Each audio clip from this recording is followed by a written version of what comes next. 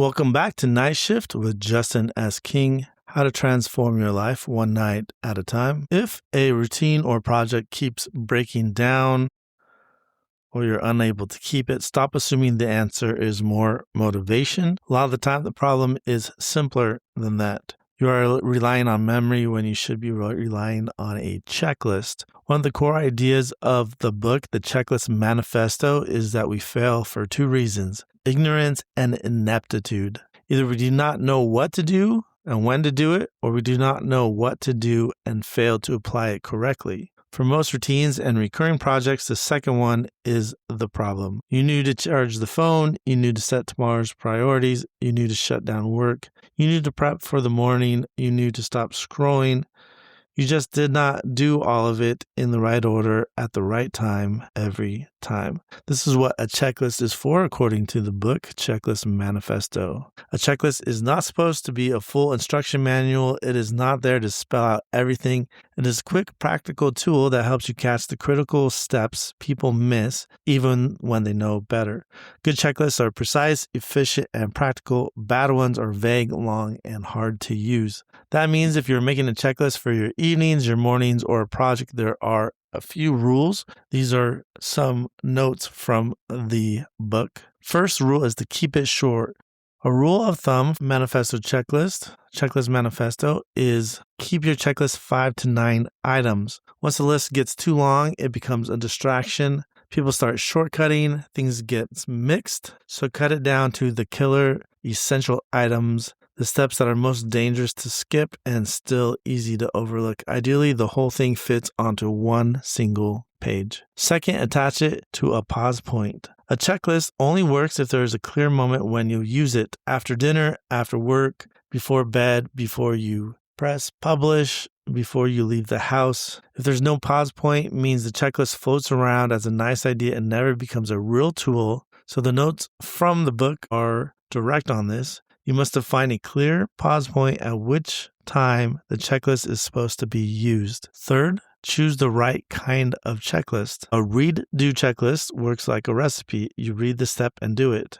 A do-confirm checklist works differently. You do the work from memory or experience, then stop and confirm the critical steps were actually done. For a bedtime routine, a read-do often works well. Brush your teeth, set an alarm, put your phone outside the room, dim your lights, read 10 minutes, sleep. For a creative project, a do-confirm checklist is often stronger. You write, record, edit, export, upload, then stop and confirm. Is it the correct title, correct file, correct description, correct publishing date, backup saved? This is the difference between finishing and finishing clean. Fourth is you do not overload the checklist. A bad checklist tries to capture every possible detail. That makes it bulky, annoying, and easy to ignore. The notes say clearly that checklists are often misunderstood as comprehensive how-to guides. They are meant to support skilled people, not replace judgment.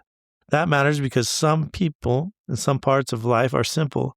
Some are complicated and some are complex. Simple problems have a recipe. Complicated problems have a lot of moving parts, coordinating and timing. And complex problems have uncertain built-in. There is no guaranteed formula. A checklist helps most of the simple and complicated parts. It catches what can be standardized so your brain has more room for the part that requires judgment.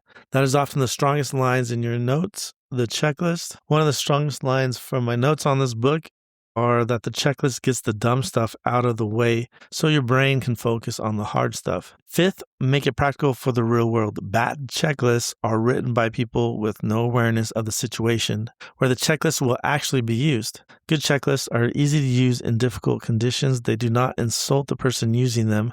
They help people think better. So if your checklist depends on a perfect mood, perfect energy, and perfect discipline, it is badly designed. Make it usable when you are tired. Make it readable when you are rushed. Make it short enough that you will still use it when the day got messy. 6, improve your checklist over time. Checklists get better by being tested by real teams, real people, and then refined.